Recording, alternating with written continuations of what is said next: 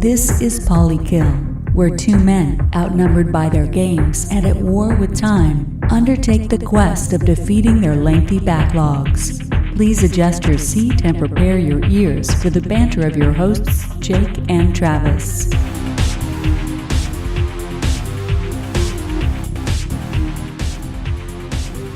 Hello, everybody, and welcome to episode 51 of the Polykill podcast. As always, we're your hosts, and to my right, every time we do one of these, is Jake. And despite being a well-bearded, red-blooded American, he is averse to delicious-ass hamburgers. I usually don't order hamburgers anywhere. Yeah, that's true. It's idiotic and weird, but you can find him on social media at the McAxel. Yeah, you can find me there. Yeah, and to my left is my extinguished guest. And extinguished? Yeah, shush. I met my fellow and partner in crime, in caffeine, and all things video gamage is Trav Plays Games. And from my understanding, he doesn't like good music. That's not true. I love good music. I absolutely love good music. And yes, lots of caffeine this morning, and also the pumpkin spice cocaine you brought over that we snortled. It's literally just cinnamon and allspice mixed together. Well, I'm fucking soaring right now. Yeah, you are. You're on fire. This girl is on fire, much like Alicia Keys said back in 2015 or whenever that song came out. And I don't like good music. All right, so if you're new to the show, we're a couple dudes, a couple cut-ups, and we like to play video games, yet we don't really have the time to do it. Right. This is our burden to bear. Our favorite hobby is something that takes time. You know, it's not like our hobby is, counting signposts or, mile marker signs on the way to work. You know, we can't do it and something else at the same time. Did you just make that up? That's the worst hobby I've ever heard. Someone does it. There's a group of people that does this, I'm sure. But anyway, the point is we're adult men with adult schedules, and we don't have a lot of time to play video games, but we like to really, really try hard to play video games, and that's what this podcast is all about. Yes, and we try to sound like we know what we're talking about. I would consider myself a power casual at games, and so take that for what it's worth. Now, last week released Collect Call 2.4 with Rick, the creator, owner, operator of GameValueNow.com, a very useful tool for collectors and anybody buying a game. You just it's sort of like price charting. In fact, it's a direct competitor of price charting, and you can flip over to Game Value Now. It's got a real sleek interface, especially on mobile.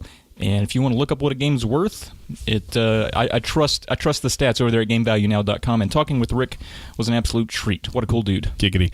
Also, I realized that we would have a lot more time to play games if we didn't do so many podcasts. That's true. We could be playing a game right now. Right now. It's true. Also, last week or recently we released Encounters with Nature. Off Kilter number 10. Mm-hmm. Off Kilter is our non-video game podcast that we could also be playing games during, where we just sit around, shoot the breeze about random things, ask for listener stories, and we're gonna request those again. So we're gonna subpoena your favorite creepy, spooky, scary stories. Yes, and the more personal, the better. But even if it's just one, you can maybe write.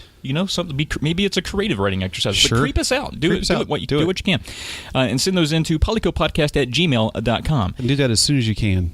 Please, gosh, the more the better, and the sooner you get them in, the better. So please go ahead and do that. And if they're funny, even better. Yeah, funny's also good. A funny, spooky story, never a bad thing. Never a bad believe thing. it or not. Yeah. It works Never really a bad well. thing. All right, let's move right on to the meat of the business, Jake. Meat. We got recent pickups, and on the radar, I picked up a game that I have been looking for a long time, but for a good price.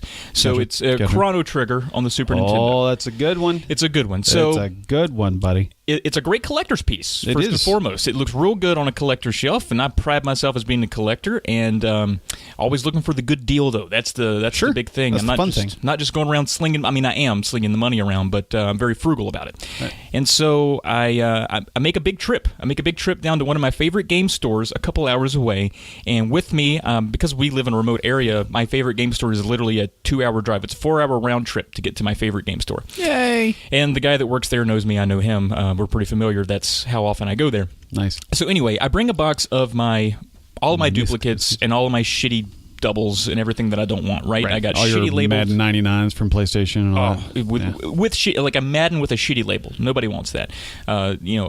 The best thing in there was like a Star Wars Empire Strikes Back with the label ripped in half. It was no bueno. A bunch of Atari games, some manuals, stuff I didn't want. And I expected him to look at the box and either reject it or tell me he was like maybe $4 for it, because I'm just going to use it for kindling. Right. And so I take my box in.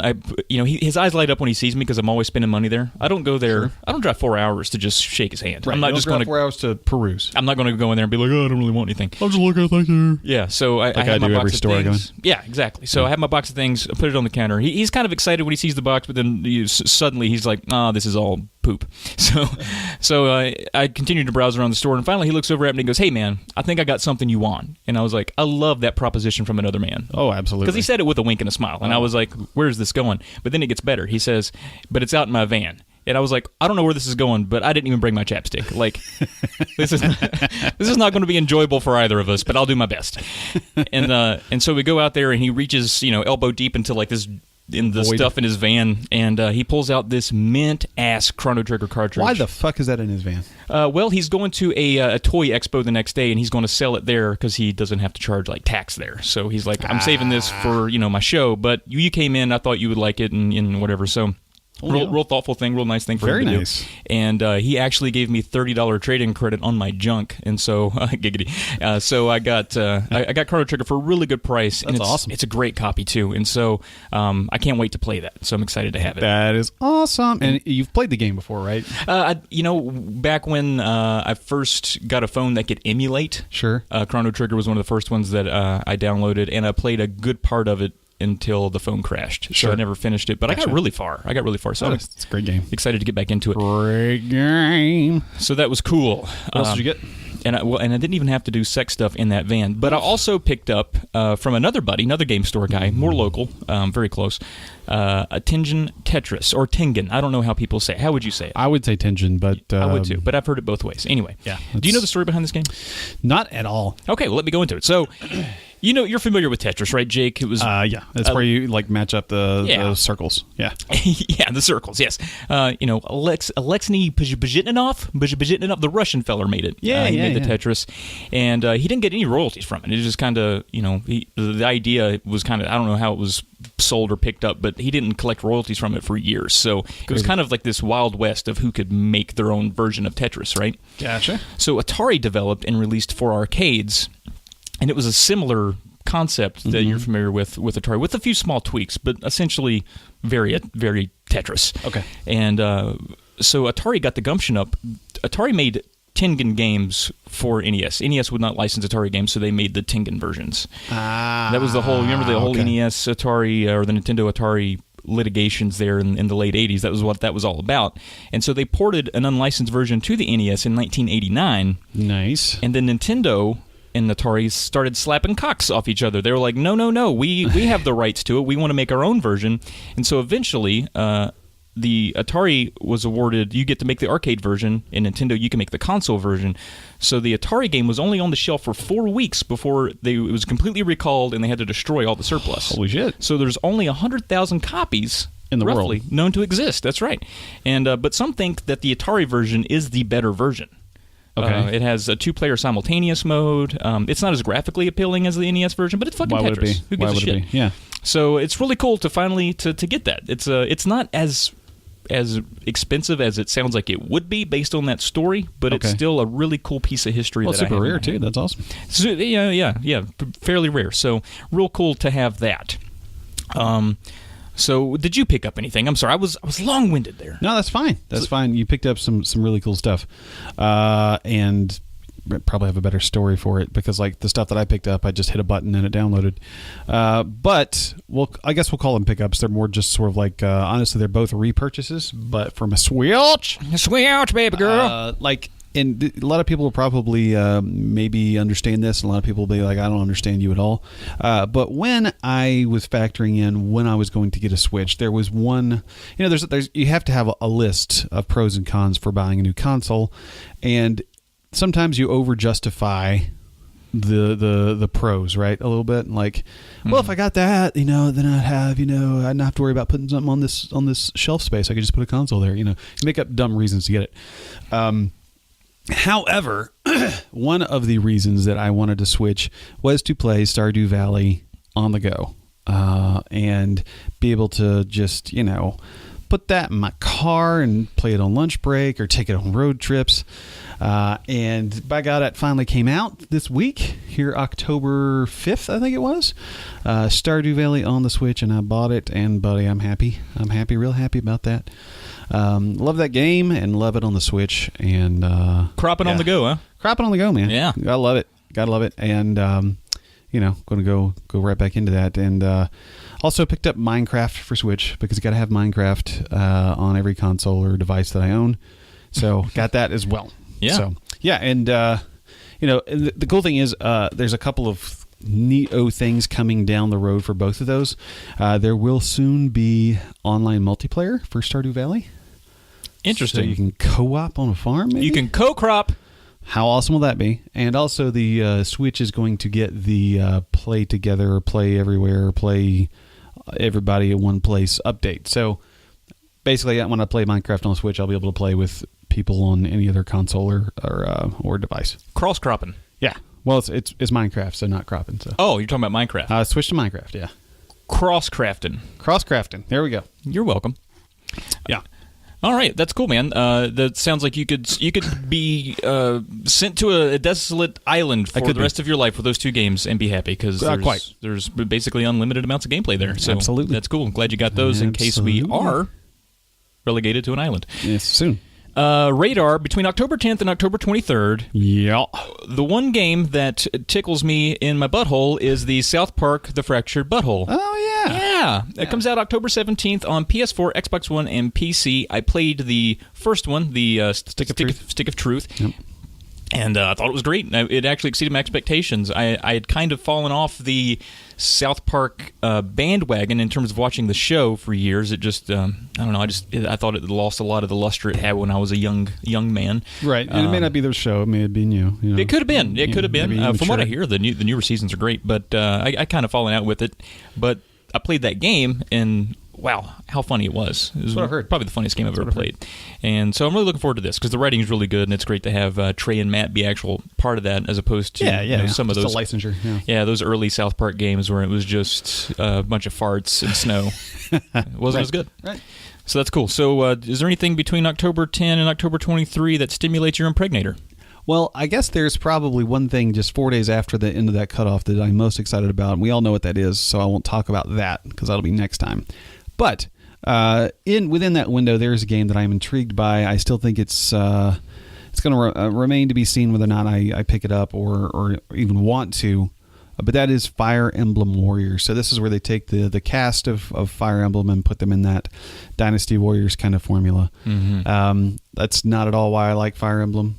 I don't play Fire Emblem for hack and slash. I play it for that SRPG goodness. But we'll see. We'll see how it shakes out. I'm not going to write it off completely, but it's the only thing that I'm really like, I might get that. Cool. Well, that comes out October 20th, so very soon. Boy. Also worth mentioning that The Evil Within 2 and Shadow of War also dropped this week, so two more blockbuster games that I'm sure a lot of people will jump on. Big old biggins. What happened in the last episode, though? Let's check that out. Previously on Polykill, Jake finished the Destiny 2 campaign and retired his entire 3DS catalog in favor of a brand-spanking new Nintendo Switch. Trav beat a few retro titles, notably Mega Man 4 and Baldur's Gate Dark Alliance, as well as the all-new and shiny Ratchet & Clank. The show was broadcast live on Twitch, and a handful of the show's best friends stopped by to hang out, submitting questions from listeners served as the topic of discussion. All right. So last episode, you talked about picking up that brand new Switch. I love it. And, of course, we did that live show. That was real fun. So fun. Still thinking back on it, I can't believe we made it work with how many failures we had just seconds leading up to hitting go. Yeah. Yeah. crazy. So it was a lot of fun. So thanks to everyone that stopped by for that and to hang out. And we'll do it again. I'm sure we will. I'm sure we will do it again. Episode 69, maybe. Yeah, 69. Yeah. So that's a long time from now. How about just 60 or something? Sure. Like every 10 or something like that. I don't know. We need a new computer for it. Sure. Yep. Let's take it into the Hot Jakes segment. It's our news section of the podcast. Let's get it going. Hit the Hot Jakes music. Andrew House's surprise departure. Where'd it go? Star Wars Battlefront 2 open beta happened. Impress. Nindies blow up on Switch. Andy. Okay, let's get into it. So, Andrew House's surprise departure from Sony. Where'd he go? I don't know, man. I don't know. It's not a huge deal to me. It doesn't really affect me long term, I don't think. But it is interesting, because I feel like maybe he was just tired. Maybe he felt like he could do done all he could. I mean, I don't know. It's interesting because, if you recall, shortly after the PS4 launch, Jack Tretton was like, peace, I'm out. Maybe he wants to leave on top. Maybe it's like a Seinfeld thing where he's like, yeah, we're doing good. Let's not let me run this in the ground. I'll just step aside.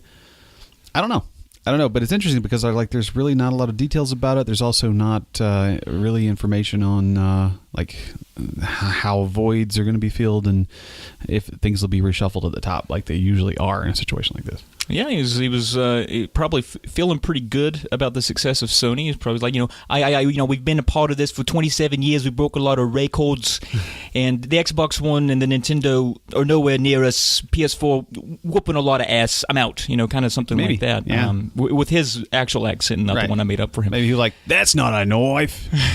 And that's not an accent that he would have. But he's been there since the first PlayStation, so he's a long time. So maybe he's just tired. Maybe he's made a lot of money. He wants to just go retire on a Aussie ranch and shoot spiders with a bow or whatever they do down there. Maybe that's what he wants. Sure. Who knows? Is he really Australian? I really just thought he was English. No, I think he's British. But we're just making fun of all the accents at this point.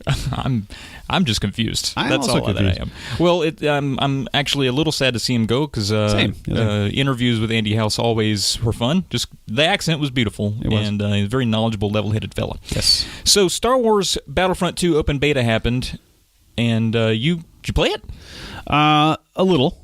My impressions are basically going to be mixed with other impressions, because I didn't get to play it as much as I wanted to, given my busy lifestyle. However, I do feel like this is going to be a big step up in terms of presentation, feel. They're bringing back the single-player campaign. They dropped all the DLC bullshit here.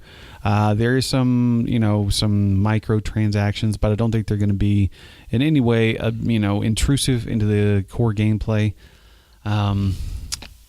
People give EA a lot of shit, and they deserve a lot of it, and I feel like maybe deserve needs to be slightly moved to past tense a little bit, because I really think they're doing a lot better in terms of the games they're putting out and the way they're presenting them, as well as their just consumer relations. I think is on the upswing, but it's been a long time since I played a really good Star Wars game, and that kind of makes me sad because I love Star Wars games, or did at least back in the day. So hopefully, when this thing drops here in a month or so, it'll be a big success, and I'm sure it'll sell a lot of copies and everything. But I just hope it's something that we the fans really really want. But it's beautiful. It's one of the most beautiful games that you'll see. It's running on that sweet ass Frostbite engine, I believe. And bringing back the heroes. Did you ever play the old Battlefronts where you could summon a hero at a certain point? No. There's some pretty cool stuff you can do. Like you can be sign up as a random ass stormtrooper, but if you do well enough, you can summon Darth Maul and you can play as him and just wreck shop. So it's awesome. What was the last good Star Wars game you played? You brought that up. What is it? Man, I don't know. It's tough, mainly because I've got just a few standouts in my brain. Knights of the Old Republic, the original Rogue Squadron, Rogue Leader, which is Rogue Squadron 2 on the GameCube, I really liked. So you're saying it's been about a decade? It's been a while since I've played a really memorable Star Wars game. Yeah. Cool. Well, hopefully this satiates you and you're happy again. I hope so, and I have faith. Because they're going cross generation here, so we're going to get a lot of cool environments and set pieces, and I guarantee we'll be back on Hoth. So I think it's every Star Wars game from now until the end of time. you have to trip up an AT-AT with a snow speeder. So it is a very iconic part of the films. It is, and it's one that and it never really gets old. It's always fun to play. Yeah, and it translates well into a video game. Yeah. Nindies blew up on Switch. What's a Nindy? It's just Nintendo's clever way of saying independent games on a Nintendo platform. But in the last week and a half, there have been some really standout independent games drop on the old Switcherooski. And I'm just going to name a few that are kind of like the highlights for me. Axiom Verge, which is huge. Tom Happ made that game. I think he finished it in 2015. It was a one-man project, took him years. But it's just beautiful love letter to Metroid, like the OG Metroid. It's a wonderful, wonderful game. Stardew Valley, as I mentioned, just dropped. Golf Story, which I think is a Switch exclusive. But man, that is fun. It's catching some fire, man. A lot of people are talking about this game, and I think a lot of people are surprised how much they like a game with golf and story in the title. It's, literally both of those things are the gameplay. Mm-hmm. So it's awesome. Oxenfree just dropped on the old Switcherooski. Another game that, I felt like was somewhat overrated last year, but still a really good game. Like, I think people... maybe I should play it again at some point just to kind of revisit it, maybe make some different choices, see how things pan out, whatever. But, it's a heavy hitter. These are games that, even though they're somewhat old, they're still not dead. And, it's not like there's a component that you'll, playing it now, you'll be left behind. It's not like they're putting, Black Ops 2 on the Switch. So, like, it's right. Dead. These are evergreen games. And lastly... Also wanted to note that Oxenfree is free this month on Xbox One as well. So there's a couple of different ways you can play that game. Yeah, but get it on the Switch. Mm-hmm. Give those people money. Also, Lovers in a Dangerous Space-Time is on there. So I don't know if you've heard of this game. Have you heard of this game? No, I have not. It's interesting because I think it was free on Xbox like a few months back. It's really cute. It's like a 1 to 4 player co-op, and you're on a spaceship, and you have to shoot things together, and it's really like stylistic in terms of like art and music, and very bright and colorful, and looks like a lot of fun. So I might pick that up at some point and play it. Cool. So that wraps up, that catches everybody up on the news. It's some good stuff there, man. Yeah. I hate to see Andy House go. Excited about Star Wars, and the Nindy titles coming to Switch, I think bodes very well for the Switch. I agree. I'm really excited about, I feel like it's fun to be sort of on the, not completely tip of the spear since I was, 6 months late getting the console, late, if you want to call it that, maybe later. But the, sort of like checking the forums and like being on the subreddits and like, wow, this game's just getting, hey, what do you think is going to drive? Just that excitement around something new and the console getting new games it's fun to be in that space again. That's cool. Do you feel like because you're a Switch owner, you're somewhat of an underdog within the gaming community? Like, yes. Is a lot of that hype sort of self-generated to make everybody feel good about what they got? Sometimes, yeah. Like when you look for news pieces or announcements for Switch, sometimes it can be a little underwhelming just because it's not big and flashy. But, we all know that in the next couple of years, there's going to be so many huge titles on the Switch that everyone's going to be jealous. Mario Odyssey coming out later this month, just going to be huge. Going to get that new Metroid, of course. New Metroid. We know there's going to be a new Pokemon game developed just for Switch. We know there's going to be a new Shin Megami Tensei. We know Dragon Warrior, or Dragon Quest Heroes 1 and 2 is coming. Dragon Quest Builders 1 and 2 is coming. We know that Dragon Quest 10 and 11 are coming. So we know that there's like all these big ass games coming to Switch. As well as Breath of the Wild is going to be a game that's not going to go away. No, it's got so much. There's so much there that if you get a Switch 5 years from now, that's still a game people will pick up. Yes, that is. I mean, that is the Switch game, and I still don't have it. So if everyone just leave me alone, I'll get it. I promise. However, yeah, it is fun to be kind of on that cusp. And some of the third party stuff is exciting too, like the FIFA 18, the NBA 2K18, Bethesda throwing Skyrim and Doom and Wolfenstein on there. It's exciting. Yeah, absolutely. Exciting. Cool. Well, let's move on to games that we've actually knocked out of the backlog. Let's go on to that. I don't know what made me do it. I've always been intrigued by Mario Tennis for Nintendo 64, and I had not played it. And I've always and you kind owned of wanted it as a collector. Well, I hadn't owned it for a while. It's actually more of a recent pickup for me. But I always was intrigued by it just because I know Nintendo. Like even Mario Golf is fun. Like anything you throw first party Nintendo characters at is probably going to be pretty quality. Yep. And I'm not a huge tennis fan, but a tennis game is fun. You know what I mean? Yes. And so I beat, as you have here, Mario Penis, which is tennis. He beat Mario Penis. Hey. Now, Jake, can you name three male tennis players? Pete Sampras, Andre Agassi, and... No, I can name 2.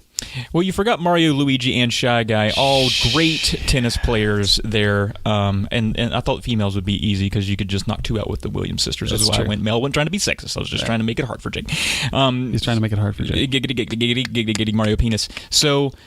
I thought it was a lot of fun. Now, I beat the singles with a bunch of the characters, unlocked the secret character, and then I beat the doubles with a couple characters and unlocked the character. So I didn't I'm calling it a win. Sure. It's kind of the mercy rule with the game. I could beat it with everybody, but what's the point? I beat it with every different style of character. They have a technique and a speed and a power. So I think I did enough to earn the victory. Right. You don't get credits on the game. So. You do, actually. Every time we win the tournament, you get the credit. So I got them multiple times, but I tried to, get as much of the game. Yeah, I got it. I'll jump right on to Gone Home. This is a game I actually just played through last night. It's another one that is free on Xbox Live with Gold. And obviously, a couple weeks ago we did the adventure episode where we talked about adventure games, and Gone Home was obviously mentioned as one of those. It was. It's no combat or anything. You just move around, pick up objects, and scoot around this creepy ass house looking for a lesbian. And now it's a lot of fun. I thought it was fun in the sense that it kept me on edge the entire time. And I'm not going to give anything away here, but know that the game does have a very, very creepy aesthetic. So it does. It does. By myself as a grown man playing a game where I'm literally just roaming around walking in a house, yeah. I got chills several times. Yeah, and just from the ambience and everything like that. So it's very well made in that regard. I think everybody should give it a whirl for sure. It only takes a couple hours at most. I think I beat it in less than 2 hours. So go for it. And I'm going to turn this over to you now. I'll come back to my other one. But what else? What have you done? Anything at all? In terms of beating things, I would say nothing new. But I did pair up with old Briz, one half of the acclaimed duo Briz and Diddles. And that would be with Destiny 2, or as you have so lovingly retitled it, Breast Titty 2. It's all I've got. And I feel it. I like the idea of you and Brian taking off your shirts and rubbing your chest on each other. You like that idea? I love that idea. Okay. But turns out that's not what happened. It's not what happened. No, he was, I turned on my PlayStation. I saw he was online. I was like, hey, you playing? He's like, yeah. He's like, you playing for a while? Because, I'm going to play for a while. And he was like, yeah, I'm going to play for a while. I was like, are you sure? And he was like, shut up and let's play. So I joined the fire team, joined the party. And I was like, what do you want to do? And he's like, how about we just do what I want to do and you tag along? And it's like, that's also fine. Anyway, I was, my light level's like 230, 240, level 20, got some sweet ass gear. Not bragging or anything. You're not just bragging, saying. Not bragging. These are just facts. These are facts of life. And he was like, I haven't really finished the game. I'd like to do that so I could unlock all this, Game Plus content. And I was like, let's do it. So we ran through the last, 2.5 hours of the game together. So I once again got credits on Breast Titty 2. Nice. With him. I guess I'll give it to you since it was a different experience. It was a different experience. I mean, the story's the same, and the battles are the same, but it was with a buddy, and last time I did it solo, so it was a solo win and a co-op win. So I'll take it. Cool, man. Well, congratulations there. Yeah. Now you want to continue to play it with Briz there with the multiplayer stuff. Yeah, we played last night. So we played for a few hours last night, and did some grinding and. No, we had a good time. It's always fun playing Destiny with a friend. Like it never is not fun to me. Well, I'm just gonna let you know that fun's gonna expire soon because I will be getting PD back, which is the PS4 is the console in which Brian plays the Destiny 2. So well, you'll have to play Destiny with me then. No, I got things lined up, friend. I got my fun lined up when I get PD back. Jake, a big thing happened the other night. I want you to know that a big thing happened to me. It's sort of a life-changing moment. In that I beat. Are you ready for this? Are you still looking at your phone? Ready. You Sorry, I just got an update. People talk to me sometimes. You're over there looking at sexy cosplays of Metal Gear Solid. It's weird. Listen, Jake, I want your full attention here because I beat Final Fantasy II on the Super Nintendo. See, I said 7 when you said 2 because I thought it'd be a big deal. No. This is still a big deal. It's still a big deal. It's a big deal. Yeah. It's That's still a awesome. big deal. That's now, awesome. I want to go ahead. I want to proclaim that despite the fact that I am 5 months late on beating this for the club game, I want everyone to know that I am probably the best to ever play this game, and I'll tell you why. Tell me why. Are you ready why? Tell me why. Did you beat it with your nipples? Yes, just my nipples, smash the buttons off my chest, because that's all you just press buttons in those games. Now listen to this.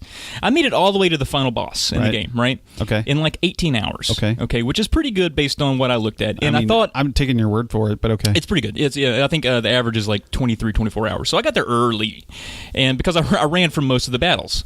But I got there, and I just kept getting fucking wiped out, and I got frustrated. That was where we left off with me, right? Okay. Well, I had an epiphany, and I learned something about the game that might have made the game even easier from the beginning. Go on. I did not know you could heal your whole party at once. I didn't know that was a thing that you could do. That's crazy. How did you not know that? Here's the thing. So I select my healer lady, right? Okay. And if you go and you select whichever cure spell, and then it only if you press up and down on the characters, it lets you select one to heal at a time. Right. So I would spend time doing this, and that's how I would get wiped out because I couldn't catch up. You spend a turn. Right. I couldn't catch up.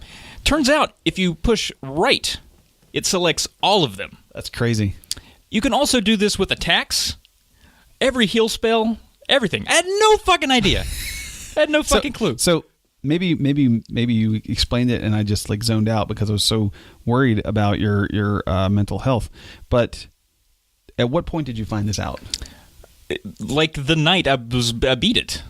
Like, but I mean, like, at what point? Like, were you like in the final battle and you're like, oh shit, or was it like right before? Yeah, I was on my way to the final battle, and like, would you just like slip and hit left or right, and was like, yeah. So I'm in a save room. It's a bit of a run to get to the final boss from this last save room. Okay. It takes you about. I'm taking your word for it, but okay. It takes you about 15 minutes. It's a lot of battles that you can't escape from. Like you have to fight them, and they're tough, right? And so, it's sort of a gauntlet, and your characters can die, and then when you get to the final boss, there is a bunch of cutscenes where they revive all your characters. So, so it's kind of okay if you get there beat up. Sure. But on the way there, I'm trying to fight through these characters, and I'm dropping left and right. And you're right, I just so happened to hit the wrong button, and I was like, oh my god, I can heal everybody at once. Now, here's the thing about the game. I don't think it says that you can do that. Well, do you have the manual? I don't have the manual, and also didn't read anything in the game. If you remember, I told you this. That seems right. But it doesn't explain things very well. Now I've heard like some like Game Boy Advance versions are a little better about the tutorials, but for me it didn't show me anything at all. And I think I remember P1 at one point saying to hit left or right to do something, and I always thought that was the shoulder buttons, and I was like, those don't do shit for me. All I had to do was hit it on the D-pad. So, but just so you know, I got to the final boss playing the game about half-assed. Okay. And then eventually it was like super simple. Like once I healed up all of my dudes, I beat them in like a minute. So it was ridiculous. Okay. So now I'm thinking Final Fantasy VII is what you're thinking. I'm just going to hit left and right until I beat it. See what happens. Maybe you don't know. Yeah, now I'm really stupid, and now I'm really stupid. I'm really dumb. So that's just how it went. That's awesome. But I did finally finish it, and it felt good. It felt good all over. Felt good. Nice. Yes. Also, before we move on, I realized a couple of things. Is I left off 2 games that I got from my Switch, and they're smaller games, but I did want to mention them. I got. I think you say Picross. It may be Picross. I don't know. But you know the game I'm talking about? No, because I don't think you've said it right. Yeah, it's a game where you it's like a puzzle game, and you use it to reveal pictures. Like you have these rows, and it'll tell. It's almost like Minesweeper meets Sudoku. A nonogram? Is that what that's called? Sure.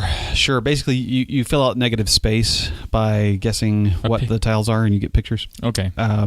So I got that. It was like $7 because for 2 reasons. One, there's a 2-player component, and my wife loves puzzles and this style of game. So I got that for us, mainly her, but us. Mm-hmm. And then I also, because you mentioned adventure games, I was like, fuck yeah, I got an adventure game. I got Thimbleweed Park. Do you know of this game? Also, still don't know what you're saying. Thimbleweed Park.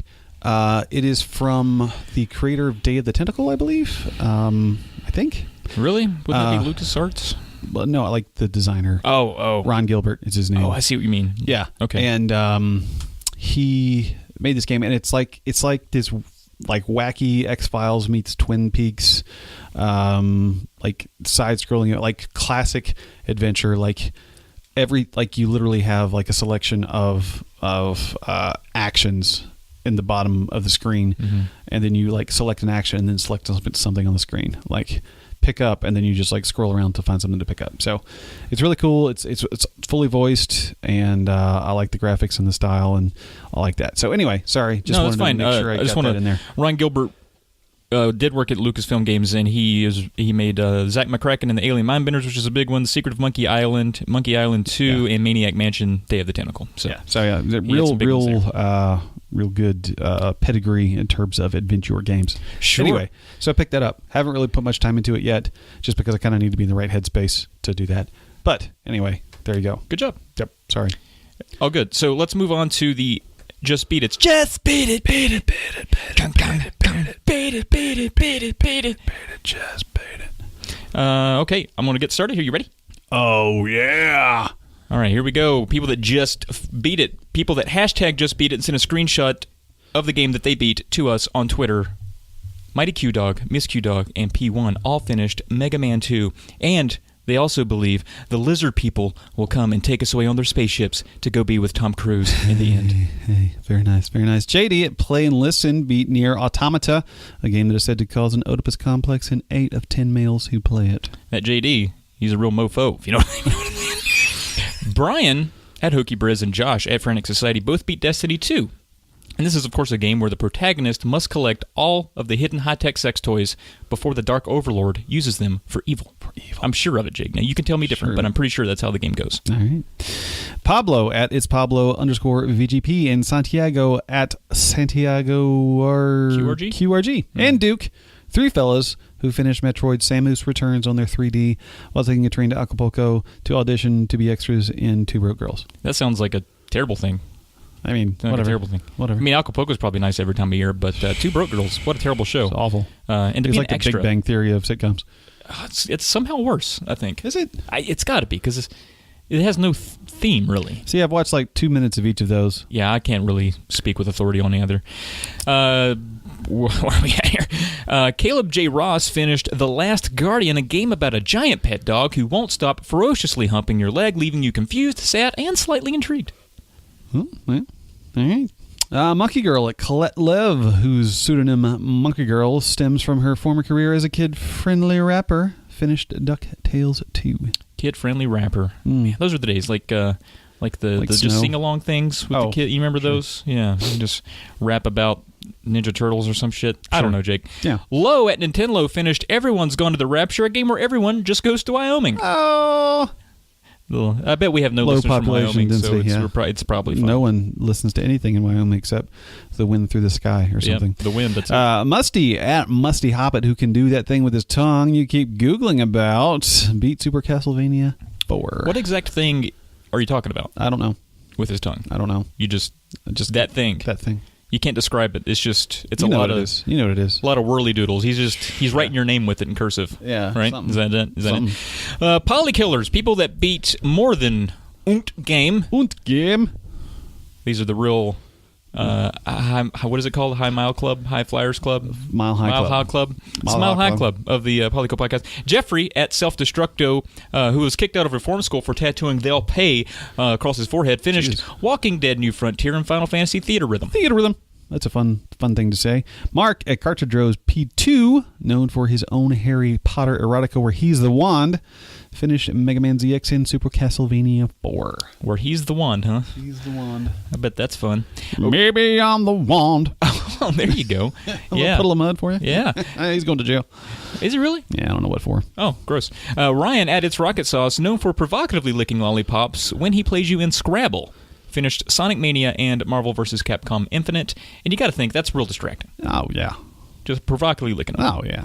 With a name like Rocket Sauce, I mean, come on. All right. So Miles at Flock of Nerds finished DuckTales 2 and The Evil Within. The evil, of course, within Miles' hamper after a night of tequila shots, burritos, a gas station milkshake, and then the rest of Catherine's gas station burrito. That's a lot of gas station food. Boy, would you eat a gas station? Would you drink a gas station milkshake and then eat a gas station burrito? Yeah. Well, you would do both? Oh yeah. Yeah. Do you hate yourself? No. Do you just love adventure? I love adventure, man. Yeah, I love adventure in public toilets. I'm a free spirit. No, I like public toilets because they're like industrial strength. You know, like they can handle it. they can handle. I don't know what I got at home might break under those circumstances. There, that's for truck drivers, bus drivers, and people that eat gas station food. So, yeah. Why do you think those little rails are on the side? Is for you to hold on to. Yeah, I will do that. Oh yeah. Dean at round_2_gaming finished Super Princess Peach and Advent Rising, a game about a down-on-his-luck divorcee who happens upon a 20-gallon drum of lube and free Wi-Fi. Whoa. Hitting the jackpot. Whoa. That Advent Rising. You know what I'm saying? Yeah. You know what I'm saying? Kyle at Doplick beat Cuphead, Sonic Mania, Mario Tennis, Power Tour, and Boogerman, a game that mirrors Kyle's journey as a young booger-picking lad and his triumph in landing a prom date who also liked to hook bugs in public but did so daintily with her pinky finger. She sounds adorable. She does. You're just a little daintily, little booger hooking. Yeah, just being real cute about it, Yeah.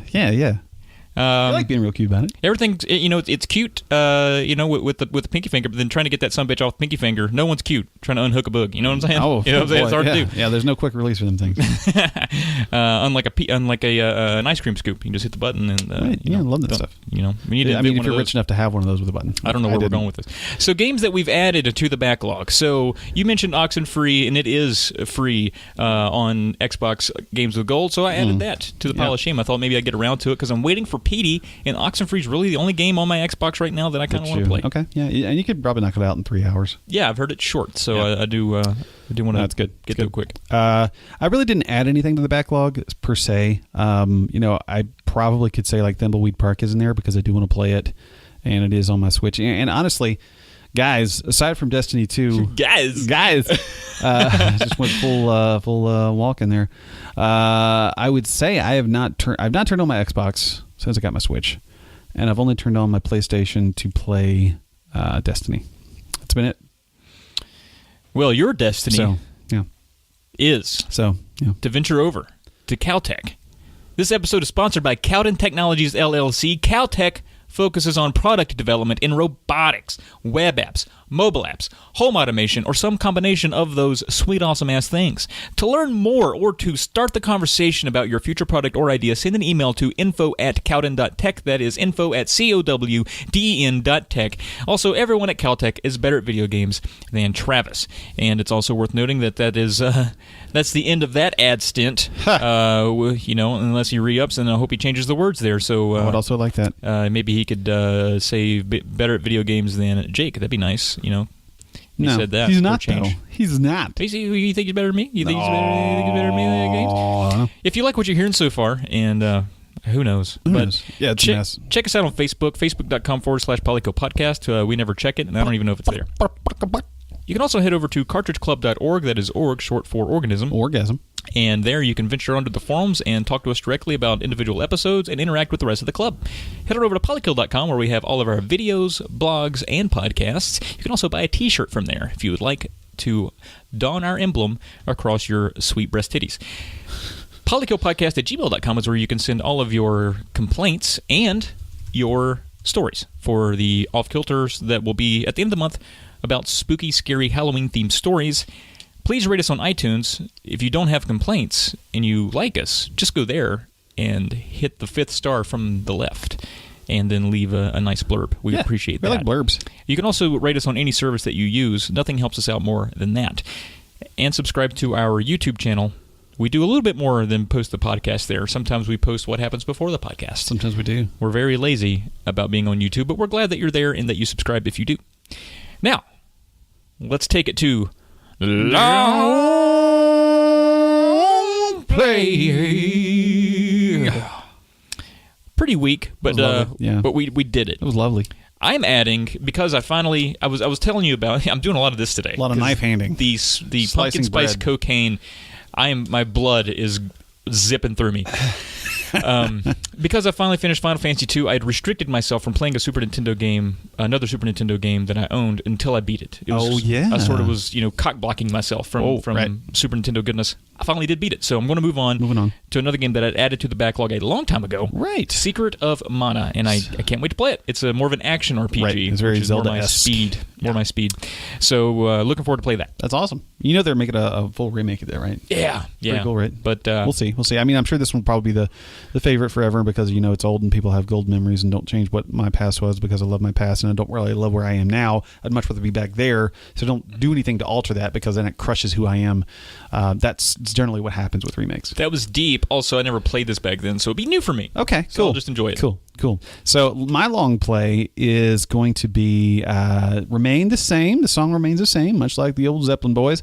Mario plus Rabbids Kingdom Battle. And it's so funny what a turn I made on this game. I think we brought it to everyone's attention in the past. But I hated the very idea of this game when it was announced that there would be a crossover between Rabbids and Mario. I was like, that's just the stupidest fucking thing Mainly I've ever heard. because it's not even... I mean, we didn't know this. We didn't know anything about the game. Right, and it's not even that it was Nintendo characters in a strategy game or anything like that. That sounded fine, but it was like we thought Rabbids would sully the Nintendo characters. Yes. We were like, don't mix them. Right. And we just heard there was a partnership. We didn't really know what the gameplay was going to be like, or I didn't, and I was like, this is dumb. Stop it. Make something good.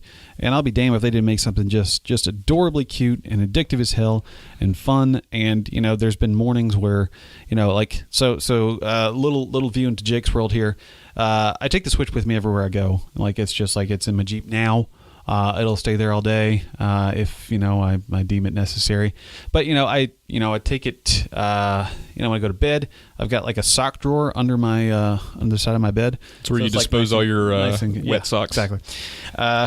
No, it's not. It's where I keep everything that's clean.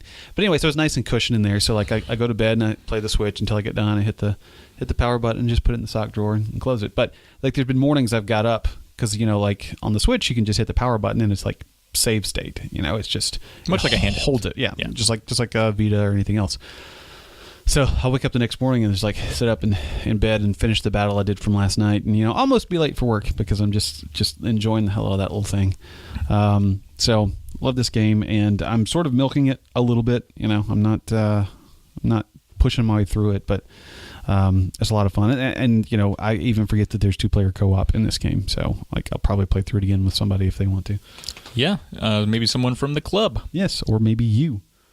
If I had a Switch. I mean, we can just... yeah, that's right. Because that's how the Switch operates. Sometimes I forget that if you own a Switch, you own a Switch for several people. It's true. So, we're ready to move on to the side quest? Let's do it while you're looking at your phone. Let's do it. So, side quests, games on the side, games that we're playing that we don't tell our long play about. They're just there on the side. We occasionally get to them. Maybe we don't even care if we beat them or not. They're just games that we found ourselves playing, and we're like, what the fuck? We're playing this game now. Here they are. I got 4 that I'm stewing on. That's hell a lot. That's not bad. So Orcs Must... they're quick. They're quick hitters here. I'll be quick. All right, be quick. Orcs Must Die 2. I talked about playing that with my buddy Josh. We didn't play it too much, but I played it a night the other week, moving right along. It's so much fun. If you don't know anything about the game, it's a hoot and a half. It's a hoot and a half. Think if Blizzard made a tower defense game, a first-person tower defense game, and it sort of really feels like that. It's third person, but okay. Third person. You're right. Third-person tower defense game. So it's a lot of fun. Yeah. Journey to Silius on the NES. This is I don't even know what that is. It sounds silly. It does sound Silius. It's a side-scrolling platformer, action platformer. You got a gun and you're shooting bad guys. You're kind of going to it's kind of space-themed.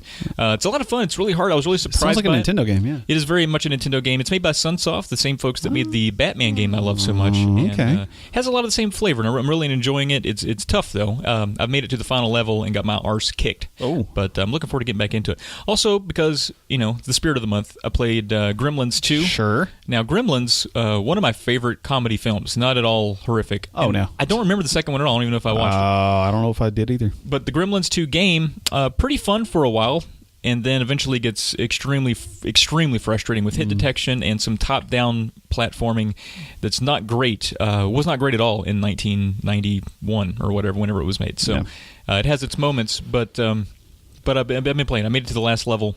And so I might be able to finish it soon. All right. And then lastly, let me just move on here. Let me just steamroll you here while I got the cocaine in the veins. King's Quest, the 5-episode episodic adventure game there by Sierra. Nice to see Sierra put one of those out. I think it's very well written. It's artistically very good. It's a very funny game. But damn, just a lot of that back and forth and traipsing across this. I got burnt out with that game. I love the art style. I like the voice acting, and Christopher Lloyd's in there. It's awesome. Yeah. Oh, there's tons of good voice actors in there. The guy from the little bald dude from The Princess Bride. Inconceivable. Yeah. And I think one of the actresses from the the movie about the black women that were part of NASA. What was it called? The something. I hate that we're forgetting it, but I don't know. But you know the movie I'm talking about. I don't. Oh, well, she's in there. So a lot of good voice actors. Okay, but go on. I'm sorry. I'll come back to it. No, I was just going to say that I think that the game was. I loved the original King's Quest run of games back on PC in the early 90s. Had a lot of fun with them. They were pretty adventurous and a lot of cool little mechanics and just little standout moments. But I think bringing it back as an episodic adventure game was smart. I just feel like design-wise it became a little repetitive, and I stopped caring and thus stopped playing because I was just sort of over it. Yes, I believe it is Hidden Figures was the movie. Hidden Figures. Okay. But I also don't know if that's right, but Tracy recognized her voice and said she was in a movie I just watched, and I thought it was that one. So forgive me if I'm wrong, but it does it says a lot about the star power they had for the production of that game. But yeah, I'm with you. A lot of the traipsing back and forth through that unintelligible map, blew cock, and I don't mean that erotically. I mean it forced air from the lungs through the cheeks onto a chicken, like it blew. Yes. Just a specific chicken. Yeah, a chicken, not anything else, but. I will say one part of the game that I really enjoyed because I think I'm going to hang it up. Sure, I think I'm going to hang it up. Yeah. It's too much. It's too much. But there's this part of the game where bridge trolls, on an actual bridge. Yes, they have actual bridges on their neck, and they're actual bridge trolls, and they get in position to be a bridge. There's a part where they have this conversation with each other, and it goes on for a long time, and it's actually really funny. It's really funny, and I'm like, man, how much detail? Because I don't think they expect you to stand there that long. But I stood there for like 3 minutes and listened to them talk, and I was like, wow, this is really funny. Yeah, it just goes on and on. But unfortunately, everything else in the game is a little bit dry. Yeah. So, what have you been playing on the side? On the side, it's Fart Stew Valley. What's that now? Fart Stew Valley. Now, a fart stew, Jake. It sounds high in sodium. It is, and ammonia. But no, Stardew Valley on the Switch. I'm back on that bullshit. I enjoy the hell out of this game. Just the music, the serenity of the game. It was funny. At work, we hired a student to help us out with some of the research that we're doing. Oh, an intern? Would you say? Sure, maybe an intern. That's a fine way to put it. Anyway, so the other day we were sitting in a car waiting for something to happen. He's like, "So, what do you like to do in your spare time?" Nice little guy. And I was like, "I play games." He's like, "What games do you like to play?" And I was like, play Overwatch, play a little Destiny." I said, Stardew Valley. He's like, "I've never heard of that." And I was like, "Yeah, it's a great game." And I explained it to him. I was like, you get up at 6, you go outside, you clear the land, you plant some seeds, you water what's already planted, you harvest what's already grown, then you take all that to town and sell it to the market, and then get money to buy more seeds to plant more, and you just kind of go through this cycle. And occasionally maybe you try to win a contest in town, the big seasonal event. Is he asleep at this point? He's like, "That sounds like a lot of work." Yeah. I was like, "Yeah, it is," but it's like there's something just sort of it's very relaxing to be in that routine, to know what you need to do for weeks ahead of time. Is just, there's something very relaxing about it. And then while we were sitting there, he's Googling it on his phone. He's like, "Man, this has got really high ratings. People love this game." I was like, "Yeah, they do. I wouldn't lie to you, man." So back on that.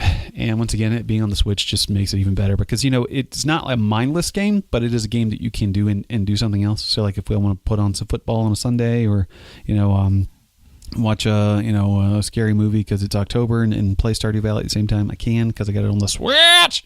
Mm-hmm. It's awesome. The other thing that I'm playing on the side is Destiny 2, as I mentioned earlier, jumping back in that with friends as I can. And the last thing I have is Mario Kart 8 == D. So that's a big old Mario Kart penis. But Mario Kart 8 Deluxe on the Switch, still have a lot of fun playing that game. It's a lovely, lovely, beautiful, fun racer, and never really gets old playing it. You are welcome for the extremely long =D on the sheet. And I'm glad you enjoyed it. Yeah. So that takes us into the Disquash. Now, let's plug into the Matrix and simulate ourselves. Jake, I'm a huge fan of simulators. You remember that time when I told you that I spent a lot of my life in sports prison? I do. I was also, I split some time in sim prison as well. Sim prison. I played a lot of games that just didn't end, like the loop of being in control, and it's sort of an RPG a lot of times in a way. Right. You you have to keep kind of building and doing well. And so that's the ones I like. Now, brief history-wise, I'm a huge SimCity fan, and a lot of people credit Will Wright, who developed SimCity in 1989, as being the first sim, but I think that was just the first big successful hitter. Yeah, the progenitor of the genre is, a lot of people believe, is Fortune Builder. Came out in 1984 for the ColecoVision, and it's a heaping stinking pile of ColecoVision junk. So that's why it probably isn't remembered as fondly. Yeah. So some Sims, there's a lot of Sim genres, Jake, and I don't know which ones that you have dove into at all. Right. Do you have any specific, not just games, but Sim genres you like? Well, I think it goes without saying I like the farming ones. Because I like Stardew Valley. Right. Now, would you call that a Sim? It's Sim-esque. It's very close to being a Sim, in my opinion, because it is just. Even though it's not necessarily realistic, there is a defined systems that you have to follow to make the thing work, and you have to make choices about what to do when, and learn lessons. And like the loop is still the same as a sim. I spent a little time with SimCity back in the day. I don't remember which iteration, if it was the first or if it was one of the follow-ups. Never really grabbed a hold of me.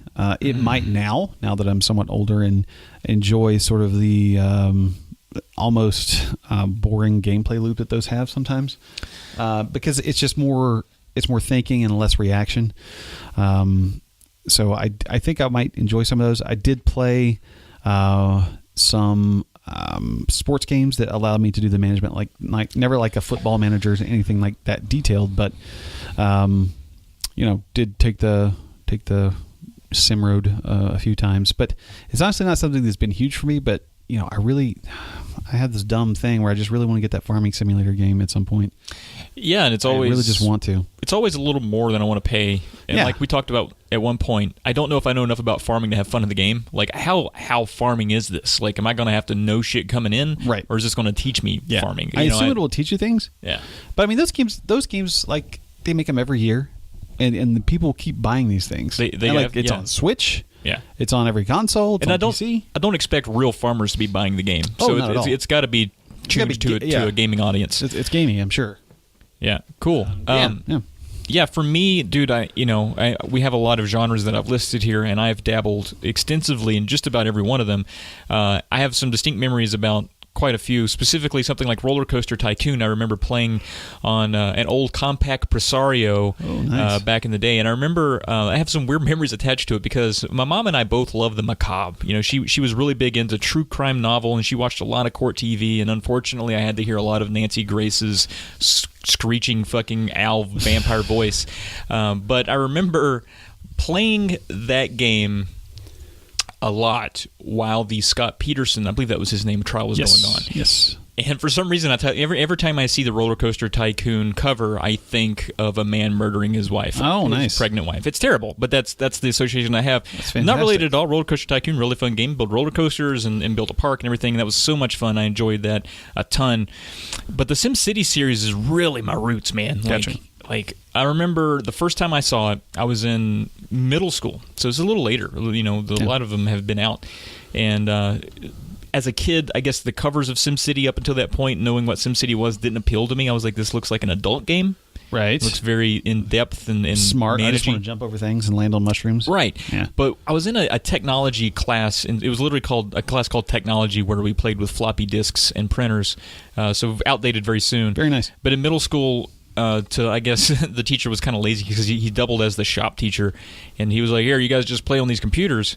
And they had a version of SimCity that had the real FMV cuts of the department heads that were telling you, like, you need to do this, you need to do that, and it was the first FMV I'd ever seen in a video game, and it blew my mind. I was like, oh my god, I got to get this. I got to find a way to get this. Yeah.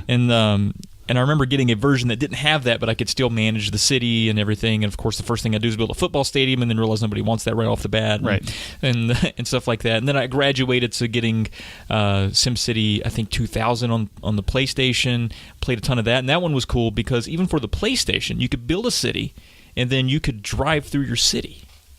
which was fucking awesome. That is pretty on the awesome. PlayStation. It was really cool, and that was a very slow-moving game. Oh, sure, yeah. But I really enjoyed that, and then I remember getting 3000, and then 4, and then 4XL, and then Societies, which blew ass, and then the newest one, which also was very underwhelming, and the franchise is most likely dead.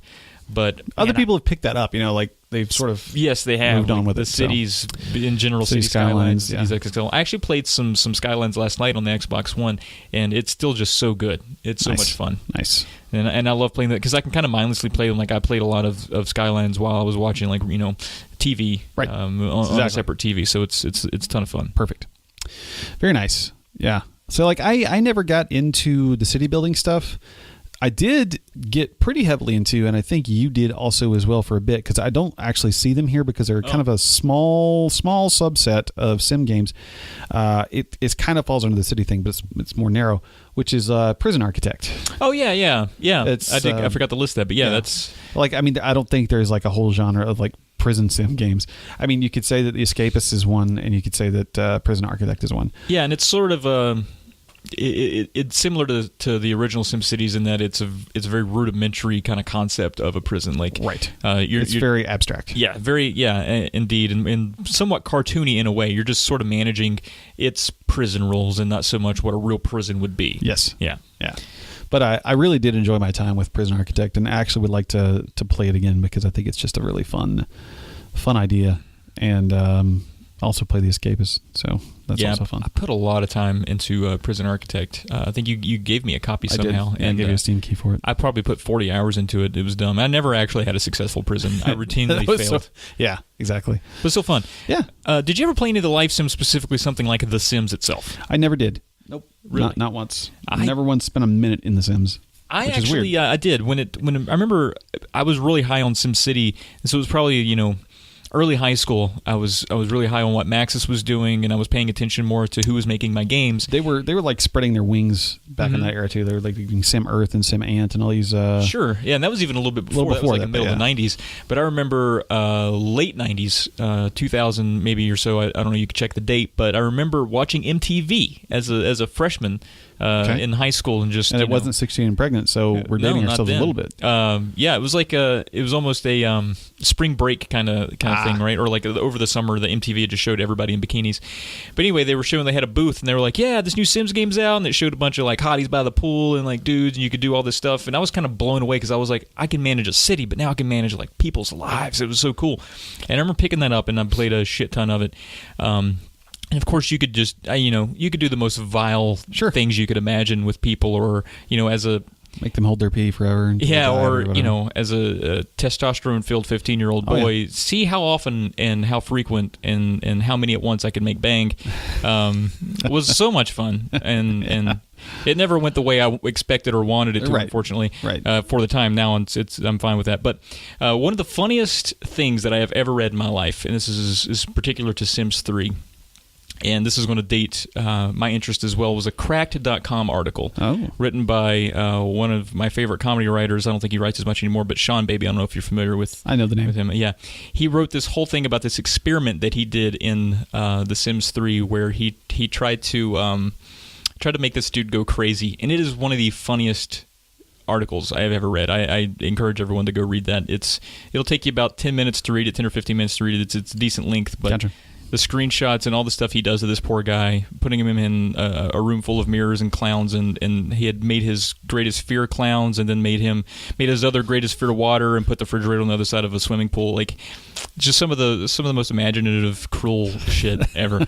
It's so well written. So that's also a fond memory of The Sims. The Sims. Now you know that the newest version of that is coming to PlayStation 4 very soon. Yeah, I'd heard a little bit about Xbox that. too. I'm not sure. I wonder how that's going to work. I don't know. I don't know. Because I played a console version of The Sims long ago, and it's not. Somehow a city builder for me. Cities XL has been easier to navigate than I imagine a Sims game would. Sure, but I don't know for sure. I don't know. Interesting though. Yeah, very. Still cool. got legs. What about some? Did you ever have a Tamagotchi as a young man? Nope. Neither did I. A lot of kids did. I know a lot of people that had those things, and I was like, "That's cool, good for you." But no thanks. Yeah, it seemed like a lot of work. What about God Sims? Did you ever play any of those? I dabbled in black and white a little bit, but nothing ever really caught fire with me in terms of like the God Sim thing, like Populous or any of those. I just never I remember dug in. taking a chance on black and white, like in Walmart, just going to buy a computer game. I finally had a computer that could play stuff, right? And I saw this interesting game on the shelf, picked it up and played a little bit of it. Was very confused about what it was for a while because, again, I didn't have my finger on the pulse. I read the back of the box; it sounded neat. I was like, "Oh, I can have a big kitty cat. That sounds neat. I get that." And I like those. Yeah, I do. And it was really weird. All in all, I don't think I made it very far into the game, but I finally, when I got to understand it, I really appreciated it. I just never finished it. And there's also a black and white 2 that I've never played. Yeah. And who made those? I forget. It was Lionhead Studios. Lionhead, that's right. Yeah.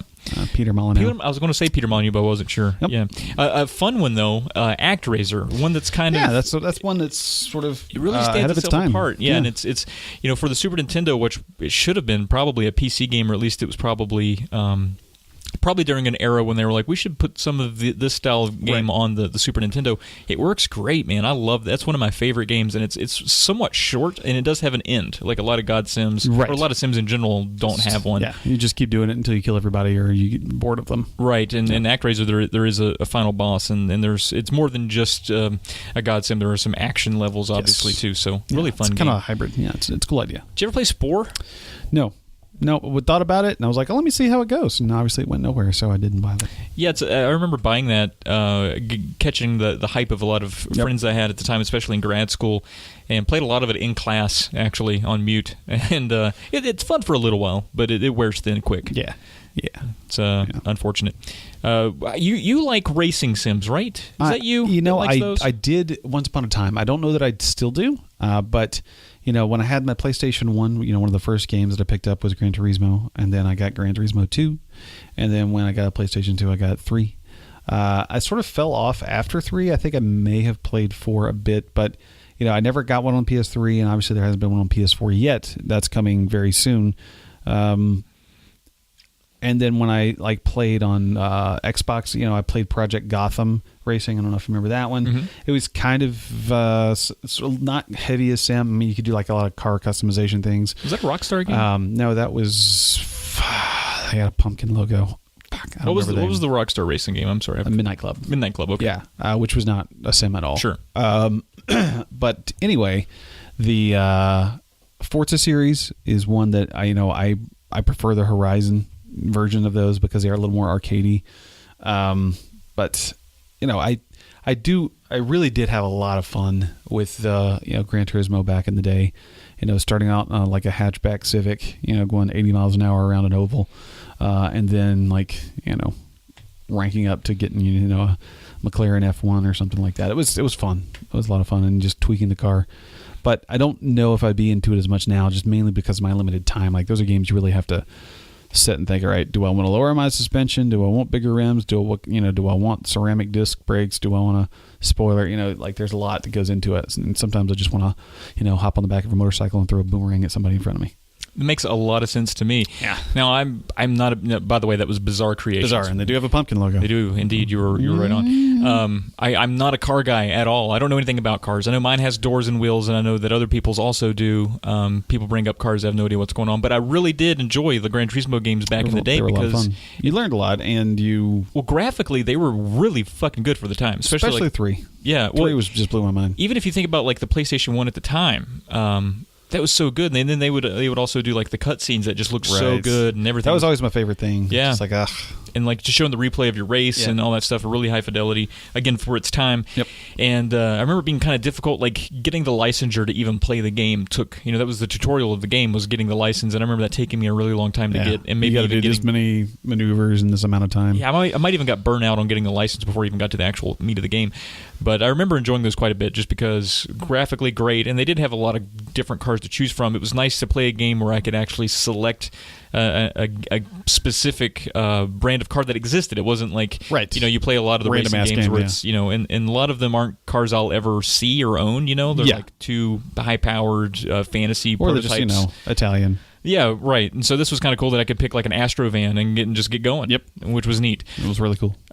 So I don't know. That's most of what I got. I haven't played any dating sims. Didn't play any digipet games. Government sims really bore the shit out of me, honestly. Yeah, I've never been a fan of government sims. I other than like Tropico, maybe that's a fun one. Right, but that's sort of, it's government, but it's also there's a lot of city building involved into it, and it's really it doesn't take itself seriously at all. Right, and they've been fairly successful and fairly consistent in terms of quality. Like 3, 4, and 5 people they've really caught on, and I have 4. I guess I just never really spent any time with it because it's one of those that you really just have to absorb yourself in. I just haven't had the availability to do that. I when it comes to dating sims, that's actually one that I would really like to play just for the heck of it. There's one called it came out not long ago. It's about dads, about dads. Yeah, it's like single dads or something. I don't just look up dad dating game or something. I typed in dating sim single Dream Daddy. Dream Daddy. All right. That one caught fire not long ago. 9 out of 10, man. Yeah, people love this thing. So I would like to play that. I think that would be fun. You got a single dad you're trying to pick up or anything like that? No, none of that. I just I'd like to see what's fun about it. Yeah, it could be funny. Yeah, it looks like it would be funny. Actually, I'm looking at it now. So anyway, there's an element in the Persona games where there's some social sim and dating sim aspects of it, but nothing exclusive to that I've done. Cool. What about vehicular? Close it out here. Flight, space, train, anything like that? I want to play Kerbal Space Program. I really do want to play that because people adore that game, and it's just apparently there's this huge amount of this wave of euphoria and catharsis when you actually get into space because you've tried and failed so many times. With these little fellas to build a rocket that'll get you through the atmosphere. So I would like to do that. I've heard the console versions are buggy as hell, so I might never get to play it because I'm not going to play it on PC because I'm not about that life. But I would like to do that. As far as a train sim, I don't really see myself having fun with that. It seems not, you're on the tracks and you're. I don't know what's. I don't know where the fun loop is. I'm sure there is. It's probably like fuel management and stops and crosses and. You have to be routes. a real train aficionado, I think, to appreciate it. Yeah, I think so too. It's sort of like the Euro Truck Sim. That thing is huge. Sure. People love that. Yeah, you want you to drive through Europe in a semi. Why?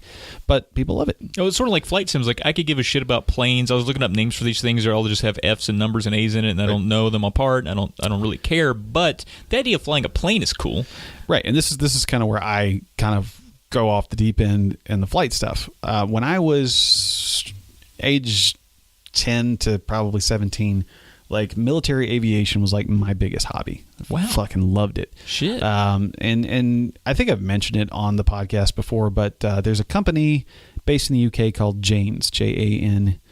And Jane's is the possessive version of that, but they basically are used to be the world leader in documenting military technology from pretty much every country.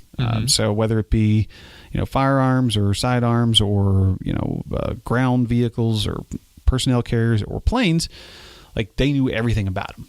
And I would buy the books, and then we have these big cross-section pictures that shows you every little detail of the thing. So that eventually led them to make these simulators where you could fly all these really cool planes, whether it be from the World War II era, the modern era, to some experimental stuff that eventually came out, or some of it just got scrapped. They were really involved in the skunk work stuff in Arizona. So there was some really fond memories I have of that. Just getting the big joystick flight stick thing with the throttle. I never got the rudder pedals because I didn't have room for that, but I was really big into that, man. Just That's cool. Taking off an F-117A Nighthawk on, in the middle of the night and just, flying over Afghanistan and doing bombing runs and then landing and having to bail out if you get shot down. And, I remember one of the games that I played, I don't remember which one it was, but it had the YF-22 Raptor before it was a thing. And now that's basically retired. So it shows you how long that ago that was, even though it wasn't the most successful plane because it was way overpriced and all that. We've moved to the F-35 now, but anyway, a lot of cool memories. Off the deep end, yeah, and I just loved it. So I played a hell of a lot of specifically combat flight sims. Right. I dabbled in Microsoft Flight Simulator a little bit, but taking off in a Cessna or a Piper Cub, on a Piper Cub, from a rural runway. It just paled in comparison to, flying a P-51 over Europe. So I switched to that. Have you ever been on a plane? No, well, define on a plane. I've been in many planes, on many planes, but never in flight, if that makes sense. That is because what a distinction. Yes. My parents fostered this idea, and I went to this is way off video games, but anyway, in Pensacola there is the National Museum of Naval Aviation, and it's just basically this big. It's on the home base of the Blue Angel, so it's like this big, fucking sprawling museum. And you can get up in the planes and sit in the seats and flip the switches and all that stuff. So, yeah. Neato, man. There you go.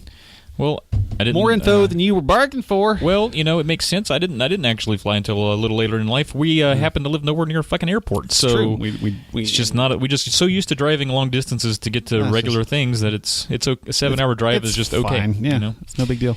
Cool. Well, I think that wraps up the show. Now, how long did we go here? Not too bad. It felt longer, probably because I talked so fast. It's the pumpkin spice. We covered a lot of information. We did. We covered a lot of information. Hopefully, you enjoyed it. That'll wrap up the show. If you like us, be sure to subscribe to us everywhere that you can. That would be great. We love you. Hit us up on Twitter. We have the joint Twitter account at Polykill. You can also find me there at Trav Plays Games. And you can find Jake at the McAxel. Left you a window there and you didn't take it. Oh, well, sorry. You're already looking at your phone again. Good stuff. Sorry. Looking at that Solid Snake cosplay. I know you're into it. Facebook, facebook.com/Polykill Podcast. Whoa! That's where we post. What do we post there, Jake? On the Facebook? Yeah. We share links to the podcast and links to the videos. Yeah, so be sure to come check that out. Like the page. Yeah. It'd be great. Like it. Subscribe to us on YouTube. Rate us on iTunes. Visit polykill.com. We keep everything there. Keep everything there. All the things there. We even write stuff down or type stuff in. We don't write it down anymore. This is not the Stone Ages, but we type it and we put it there. We will do. Yes. We've done that. Cartridgeclub.org, which is obviously short for organism. Orgasm. And that's where they have all the forums. You can come and check it out and talk to us. You can also play and check it out. Giggity. You could also play all the games of the month, both portable and Prime. Yes. So be sure to check those out. Join in on Super Castlevania 4 is the game that's being played this month. I should have brought it up. I actually want to maybe try that this month. So that'd be a fun one. It's a great October game, I think. Oh, that makes sense. Super Castlevania 4. And then send all of your spooky, scary stories and all of your hate mail to polykillpodcast@gmail.com. We'll catch you on episode 52. Peace.